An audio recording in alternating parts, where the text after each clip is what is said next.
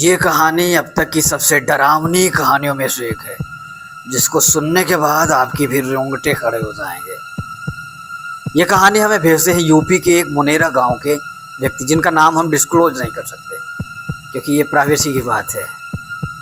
वो हमें बताते हैं कि यूपी के गांव मुनेरा गांव के एक गोपी नाम के किसान के साथ कुछ ऐसा होता है जिसको सुनने के बाद आपके भी पैरों तले ज़मीन खिसक जाएगी। तो इस कहानी को अंत तक सुनने के लिए अभी तक हमें सब्सक्राइब नहीं किए हैं तो सब्सक्राइब कर लें। और हाँ, इस कहानी को सुनने के लिए आप किसी का साथ ज़रूर ले लें, किसी के साथ बैठकर ज़रूर सुनें। आपको पता होगा कि गांव का जीवन कैसा होता है। अक्सर गांव के लोग किसानी पे डिपेंड होते हैं। वो अपनी किसानी से जो भी होता है अपना आजीविका चलाते हैं, खेती करते हैं और अपना जो है भरण पोषण पालन पोषण करते हैं। उन्हीं किसानों में से उसी गांव से एक किसान था जिसका नाम था गोपी। उसका भी हर रोज का वही रूटीन होता है। वह सुबह क्या करता, अपना रूटीन फॉलो करता, बैलों को चारा देता, पानी वानी देता और साफ सफाई करता। इसके बाद क्या होता, वो खेतों पे चला जाता। खेतों पे जाके लगभग दिन भर काम करता। दोपहर में उसकी पत्नी आती, उसको खाना देती। खाना देने के बाद पत्नी अपने घर वापस चली जाती। पर गोपी क्या होता कि वह देर रात तक खेतों में रुकता। उसके बाद वो देर रात को घर वापस होता। उसका रोज का ही रूटीन था। गोपी के खेत पे जाता, काम करता, उसके बाद हर रोज वो देर रात को वापस आता।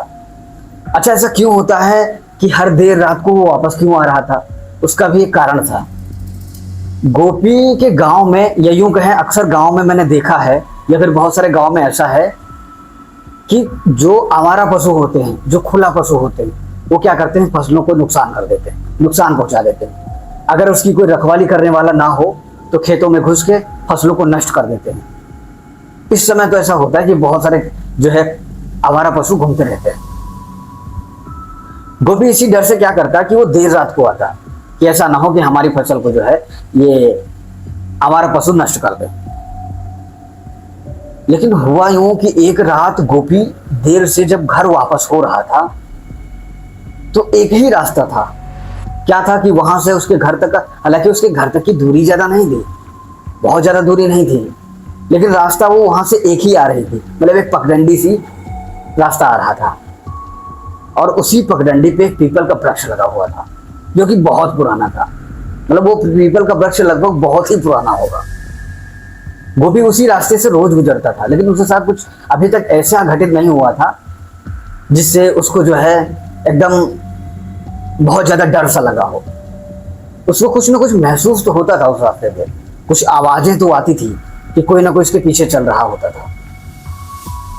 ठक ठक ठक ऐसी आवाजें थोड़ा बहुत उसको आती रहती थी, लेकिन वो इग्नोर कर देता था। सोचता था हो सकता है ये मतलब जंगल, या यूं कहें ये जो है खेतों का एरिया है, कोई छोटे मोटे जानवर इधर उधर आ गए होंगे या फिर इधर उधर जा रहे होंगे।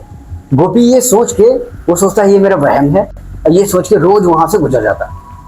लेकिन एक रोज गोपी के साथ कुछ ऐसा होता है जिसको सुनने के बाद आपके भी रोंगटे खड़े हो जाएंगे। एक रोज क्या होता है कि जब गोपी अपने खेत से घर के लिए रवाना होता है, वापस हो रहा होता है, और जब वो वापस हो रहा होता है और उस पेड़ के पास से जैसे गुजर रहा होता है, मतलब जैसे करीब पहुंचता है, तभी वह पेड़ अचानक से बहुत तेज से हिलने लगता है। वो भी सोचता है कि हो सकता है कि जो है यहाँ पे हवा वगैरह चला है, इसकी वजह से जो है पेड़ हिलने लगा है, लेकिन ऐसा नहीं था। गोपी जब इधर उधर जो है अपना सर घुमा के देखता है तो वो जो है पेड़ हवा से नहीं हिल रहा था, ना कोई आंधी तूफान आया हुआ था। अब गोपी को कुछ एहसास हुआ, कुछ अनहोनी का, कि कुछ तो गड़बड़ है।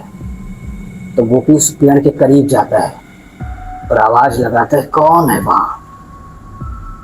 एक बार आवाज लगाता है गोपी, लेकिन वहां से कोई रिएक्शन में या फिर कोई वापस आवाज नहीं आती और एकदम सब शांत हो जाता है, जैसे कि मानो कुछ हुआ ही नहीं। एकदम सब सन्नाटा हो जाता है। गोपी को मन ही मन ये बात खाई जा रही थी कि आखिर क्या है।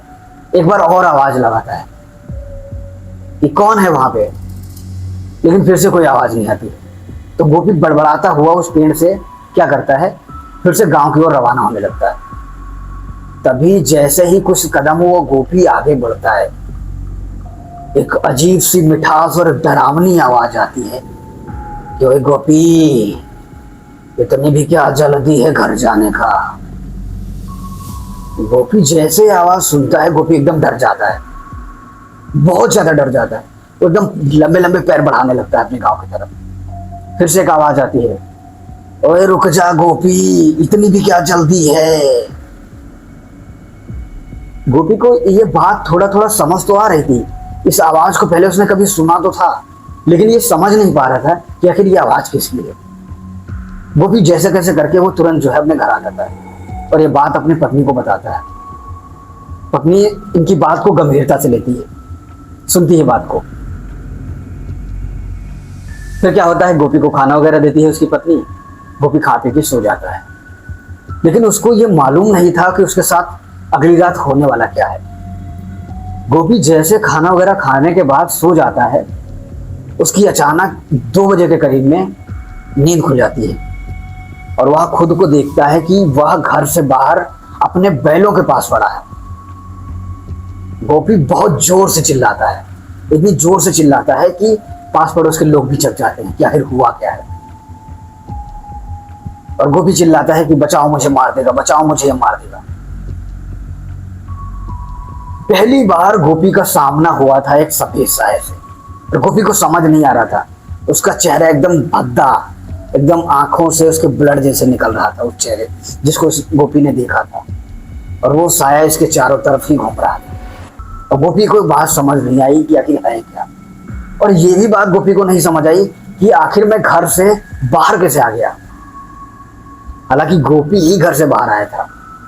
जब उसकी 2 बजे नींद खुली थी तो हुआ यूं कि पत्नी ने इसको देखा था कि बाहर निकला है। लेकिन गांव में अक्सर क्या होता है कि बाहर लघु शंका या पेशाब या फिर टॉयलेट का है, लोग करने के लिए निकलते हैं। लेकिन पत्नी नींद में थी इसकी, तो ज्यादा ध्यान नहीं देती है, वो सो जाती है। और गोपी पता नहीं कैसे वो अचानक वहां गिर जाता है, बेहोश हो जाता है। उसके बाद इसके साथ जब उसकी आंख खुलती है तो वो देखता है खुद को कि वो उस बैलों के पास वो पड़ा है, और बहुत जब तेज से चिल्लाता है तो उसकी पत्नी घर से बाहर आ जाती है और देखती गोपी पड़ा है। तभी क्या होती है, जैसे तैसे करके पास पड़ोस के लोग भी आ जाते हैं और गोपी को घर ले जाया जाता है, अंदर जो है लिटा दिया जाता है। अब गोपी बहुत डरा हुआ था, इतना डरा हुआ था कि कुछ बोल नहीं पा रहा था। उसकी पत्नी समझ गई कुछ न हो, इनके साथ कुछ अनहोनी हो गई। गोपी ज्यादा समय नहीं गंवाती है, गोपी की पत्नी जो है ज्यादा समय नहीं गंवाती है। वो सोचती हैं कि इस चीज को ज्यादा जो है नॉर्मल ना लिया जाए, ज्यादा बेहतर है इसको जो है गांव वालों से बताया जाए और इसका कुछ इलाज होना चाहिए। गोपी गांव वालों को इकट्ठा करती हैं सुबह और बताती हैं कि ऐसा ऐसा हमारे पति के साथ हुआ है। बहुत सारे गांव वाले इस बात को लेकर बड़ा मतलब हैतंग थे कि आखिर ये ऐसा हो कैसे गया। लेकिन उन्हीं गांव वालों में से एक व्यक्ति के साथ सेम ऐसी घटना हुई, लेकिन वो बुजुर्ग था जिनका नाम था बहिराम बाबा। बहिराम बाबा ये बात तुरंत समझ जाते हैं। जब गांव वालों को बात बताती बहिराम बाबा समझ जाते हैं कि हो ना हो ये वही व्यक्ति है। अब ये वही व्यक्ति है, मैं आपको आगे बताऊंगा कौन सा व्यक्ति था जिसकी आवाज गोपी को जानी पहचानी लग रही। बहिराम बाबा समझ गया। उसके बाद जो है बहिराम बाबा ने गोपी की पत्नी को सलाह दी कि पास के गांव में एक तांत्रिक रहते हैं, या यूं कहे पास के गांव में एक बाबा रहते हैं जिनकी आस्था बहुत अच्छी है, बहुत सच्ची श्रद्धा से पूजा वगैरह करते हैं। वो इनकी हीलिंग कर सकते हैं, मतलब इनसे जो है इनको आराम दिलवा सकते हैं, मुक्त करा सकते हैं। और गोपी जो है उसकी हालत बहुत बदतर होती जा रही थी। गोपी को जैसे तैसे करके गाड़ी पे बैठाया जाता है और क्या होता है, गोपी को उस गांव की ओर रवाना कर दिया जाता है साथ में। लेकिन गोपी पे वो साया अभी भी था, कहीं नहीं गया था। गोपी जैसे ही वो गाड़ी आधे रास्ते में पहुंचती, गोपी तुरंत छलांग लगा देता है और वो जो है गाड़ी से गिर जाता है। और गोपी में पता नहीं कितना ऐसे जुनून आ गया, गोपी तुरंत उठ के भाग जाता है और उसी पीपल के पेड़ पर चढ़ जाता है। अब गांव वाले लोग एकदम डर गए कि ये तुरंत पीपल के पेड़ पे चढ़ गया, आखिर ऐसा क्या, इसको चोट भी नहीं लगी। और वहां से ये आवाज देता है कि गोपी को, अब गोपी खुद से बोल रहा होता है, मैं तो इसे ले जाऊंगा, गोपी को कोई नहीं बचा सकता, गोपी हमारे पास रहेगा। बार बार ऐसे बोले जा रहा था। पत्नी ने बहुत ज्यादा उसको मनाने की कोशिश की, लेकिन गोपी वहां से छलांग लगा देता है पेड़ पे, और छलांग लगाने के बाद जो है ये गिर जाता है नीचे। बहुत ज्यादा इसको चोटें आ जाती है। इसको उठा के गांव ले दोबारा वापस ले लाया जाता है। तो ये बात बहिराम बाबा को बताई जाती है कि ऐसी ऐसी घटना हमारे पति के साथ हुई। बहिराम बाबा आते हैं। खैर ऐसा हुआ कि गोपी जो है बच जाता है, मरता नहीं। चोटें इतनी आई थी गंभीर, उसका इलाज पानी चालू हो जाता है। तो बाबा ने कहा, बहिराम बाबा ने कहा कि अभी इनका इलाज पानी थोड़ा बहुत कराओ, उसके बाद हम आते हैं, इनकी हीलिंग प्रोसेस करते हैं और इनको जो है छुटकारा दिलवाने की हम पूरा प्रयास करेंगे। तो इनका इलाज पानी चलता है। कुछ इनके जो है शरीर में जान जब आती है, हालांकि हरकतें एकदम बड़ी अजीब अजीब करने लगे थे। वो सब्सक्राइबर बताता है कि ये गोपी जो है बहुत अजीब अजीब हरकतें करने लगे। कभी रात में ये बैठ के हंसते रहते, कभी अजीब अजीब किसी से बड़बड़ाने लगते, कभी कुछ कहते, कभी अचानक से रोने लगते कि मुझे ले जाएगा, मुझे ले जाएगा, मुझे मार देगा, मुझे बचा दो। बहुत अजीब अजीब हरकतें गोपी करने लगा। पत्नी बहुत परेशान हो गई। पत्नी रोज जो है भगवान से दुआएं मांगती कि कैसे भी करके हमारे पति को बचा ले। फिर क्या होता है कि जब थोड़ा सा गोपी के शरीर में स्वास्थ्य में सुधार आता है तो बहिराम बाबा घर आते हैं। और बहिराम बाबा जैसे ही गांव के बाहर आते हैं, उनको भी एक अजीब सा दबाव महसूस होता है। उनको समझ आ गया था कि यहाँ पे कोई आम इंसान नहीं है। बहिराम बाबा उस गांव में प्रवेश करते हैं और उनकी पत्नी को आवाज लगाते हैं। पत्नी बाहर आती है और उनका बच्चा भी बाहर आता है उसकी पत्नी का। गोपी से बहिराम बाबा बोलते हैं कि आप और इस बच्चे को घर के बाहर ही रखिएगा, हम अकेले ही इसके साथ जो है कमरे में बैठ के बात करेंगे। बहिराम बाबा चले जाते हैं गोपी से बात करने के लिए। अब गोपी वहां एकदम जैसे ही बहिराम बाबा को देखता है एकदम शांत हो जाता है, लेकिन उस कमरे में एक अजीब सा दबाव बहिराम बाबा को महसूस हो रहा था। बहुत अजीब सा दबाव कि मानो कोई 10 व्यक्ति जो है उनको ढकेल रहे। बहिराम बाबा बोलते हैं कि ये कोई आम चीज नहीं है, कोई खतरनाक चीज है, कोई खतरनाक इस पे साया है जो इस पे जाने का नाम नहीं ले रहा है। अंदर प्रवेश करते हैं बहिराम बाबा और उनसे जो है बातचीत करने का प्रयास करते हैं, लेकिन गोपी कहाँ बात करने वाला था। गोपी कुछ नहीं बोलता। थोड़ी देर तक एकदम शांत रहता गोपी और बस बहिराम बाबा को घूरते जाता है, ऐसे घूरते जाता है। बहिराम बाबा समझ गए कि कुछ तो बात है यहाँ पे, कि ये कोई नॉर्मल तो एंटिटी नहीं है। बहिराम बाबा फिर पूछते हैं कि आखिर हो कौन तो, लेकिन बहिराम बाबा को बार बार पूछने के बाद भी वो नहीं बताता। तो बहिराम बाबा चुपचाप अपनी साधना में वो 5 मिनट बैठ जाते हैं और बहिराम बाबा को समझ आ जाता है कि ये व्यक्ति एक तांत्रिक है, ये एंटिटी एक तांत्रिक की थी।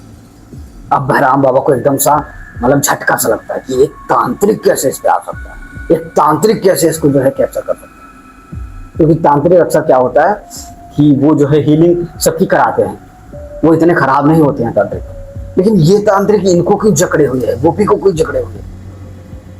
तब वो बहिराम बाबा आवाज लगाता है गोपी को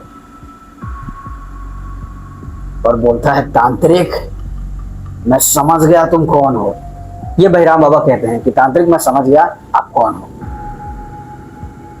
तांत्रिक को तुरंत जो है वहम होता है और तुरंत अचानक सा गोपी जो उठ के खड़ा हो जाता है और बोलता है, बहिराम तुम दूर रहो इस केस से, तुम दूर रहो इससे, मैं इसे ले जाऊंगा। बहिराम से बात बोलता है। तो बहिराम बोलते हैं कि आखिर इस गोपी का कसूर क्या है जो तुम इसे ले जाना चाहते हो। तब वो तांत्रिक जो बात बोलता है ना, आपके पैरों तले जमीन खिसक जाएगी। तांत्रिक कह रहा था कि एक रोज जब हम उसी पीपल के पेड़ के नीचे बैठकर हम अपनी साधना कर रहे थे और साधना के दौरान हम एक जो है पशु बलि देना चाह रहे थे, लेकिन क्या हुआ, यही गोपी था जिसने आवाज लगाकर गांव वालों को बुला लिया और गांव वालों ने मुझे पीट पीट कर मार डाला और मेरी मृत्यु का कारण ये गोपी था, इसलिए मैं गोपी को लेके ही जाऊंगा।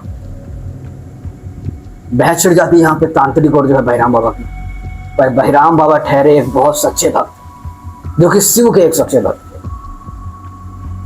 तो बहिराम बाबा बोलते हैं कि ये गलत है और गलत के खिलाफ हम हमेशा आवाज उठाएं, बहराम बाबा बोलते हैं। और बोलते हैं कि आपको यहाँ से जाना ही होगा, इस गांव को छोड़ना पड़ेगा और इस व्यक्ति को छोड़ना पड़ेगा, गोपी को। ये बात बोलते हैं, पर तांत्रिक मानने को तैयार नहीं था। तांत्रिक अजीब अजीब हरकतें करने लगता है, खूब डराने का प्रयास करता है बहराम को कि बहराम चले जाओ, नहीं तो आपको भी लेके चलो, आपको भी चलना पड़ेगा मेरे साथ। बार बार बहराम बाबा को डरा रहा, बार बार धमकाने की कोशिश कर रहा, लेकिन बहराम बाबा धीरे धीरे अपना जो है साधना स्टार्ट कर देते। लेकिन कुछ ऐसा हुआ इसके बाद कि बहराम बाबा को तुरंत घर से बाहर निकलना पड़ा, क्योंकि तांत्रिक कोई आम तांत्रिक नहीं था, उसके पास भी सिद्धियां होती थी, उसके पास भी सिद्धियां थी। तो बहराम बाबा को लगा कि मैं इसे आसानी से जो है इस एंटिटी को जो है इससे जो है मुक्त नहीं करा सकता। बहराम बाबा घर से बाहर निकलते हैं और उसकी पत्नी से बोलते हैं कि कल उसी पेड़ के नीचे सभी को, पूरे गांव वालों को इकट्ठा होना पड़ेगा और इस गोपी को भी उसी पेड़ के नीचे ले चलना होगा।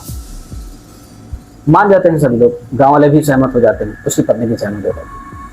अगले दिन बहराम बाबा उस गांव के लिए रवाना होते हैं और उसी पेड़ के नीचे, पीपल के वृक्ष के नीचे सभी को इकट्ठा करते हैं। गोपी को भी जैसे तैसे लोग पकड़ के लाते हैं वहां पे, और जब पकड़ के लाते हैं तो कुछ ऐसा होता है वहां पे कि नजारा कुछ देखने लायक था, एकदम भयानक नजारा।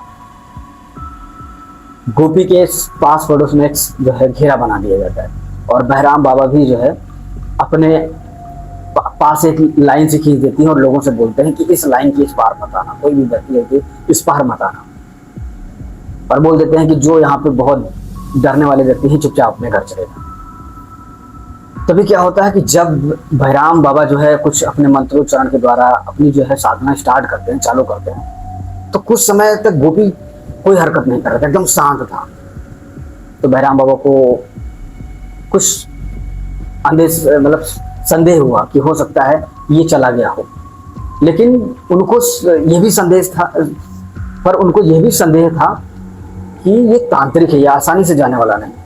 तो बहराम बाबा जो है अपनी जो है लगातार अपनी जो है साधना बढ़ाते जा रहे थे, तीव्रता को बढ़ाते जा रहे थे, मंत्रोच्चारण को जो है तेज तेज बोलने लगे थे। थोड़ी देर बाद वहां पे एक नहीं, दो नहीं, तीन नहीं, छह लोग अपना इंट्रोडक्शन देते जाते हैं उस गोपी के ऊपर लगातार कि मैं ये हूँ, मैं यहाँ से आया हूँ, मैं वो हूँ, मैं ये हूँ, ये हूँ। लगभग 6 लोग आते हैं, लेकिन तांत्रिक अभी भी नहीं आया था।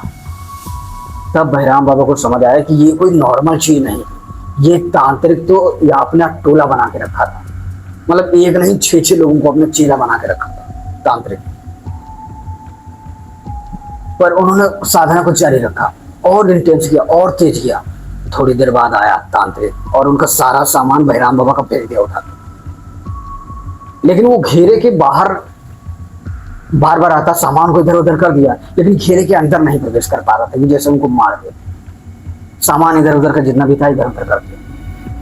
बहराम बाबा फिर भी जो उनके घेरे में सामान था उससे जो है लगातार पूजा करते जा रहे थे, पूजा करते जा रहे थे, अपनी साधना बढ़ाते जा रहे थे। तभी बोलता है कि बहराम, तांत्रिक बोलता है कि बहराम, मैं इस गोपी को लेके ही जाऊंगा, इसने मेरी जान ली थी, मैं इसकी बलि चाहता हूं। बहराम ने बोला कि ये कदापि नहीं होगा, ये कभी नहीं हो सकता, मेरे रहते कभी नहीं होगा। बहराम बाबा ने एकदम धमकाते हुए स्वर में कहा कि तांत्रिक संभल जा, मेरी साधना कोई छोटी नहीं है, मैंने शिव को पूजा है और शिव को पूजा है, शिव तुम्हारा सत्यानाश कर देंगे। और साधना बढ़ाते जा रहे थे, बार बार मंत्रोच्चारण करते जा रहे थे। तभी थोड़ी देर बाद तांत्रिक बोलता है, मैं ऐसे नहीं जाने वाला बहराम, मैं ऐसे नहीं जाने वाला, मुझे बलि चाहिए। तब वो बोलते हैं कि आपको कैसी बलि चाहिए? तब वो बोलता है मुझे गोपी चाहिए। तो बोलते गोपी नहीं मिलेगा, इसके अलावा तो जो चाहिए बताओ मुझे। तब वो बोलता है कि मुझे एक पशु बलि चाहिए, जो कि उसकी अंतिम इच्छा थी और वो पशु बलि देना चाह रहा था। तो एक पशु को बुलाया जाता है, मतलब छोटा सा जो है मेमना को बुलाया जाता है, मेमने को लाया जाता है। लेकिन यहाँ भी जो है बहराम बाबा दिमाग खेल जाते हैं और वो बोलते हैं कि अगर पशु बलि मैंने दे दिया तो आपको कभी मुक्ति नहीं मिलेगी, कभी मुक्ति नहीं मिलेगी।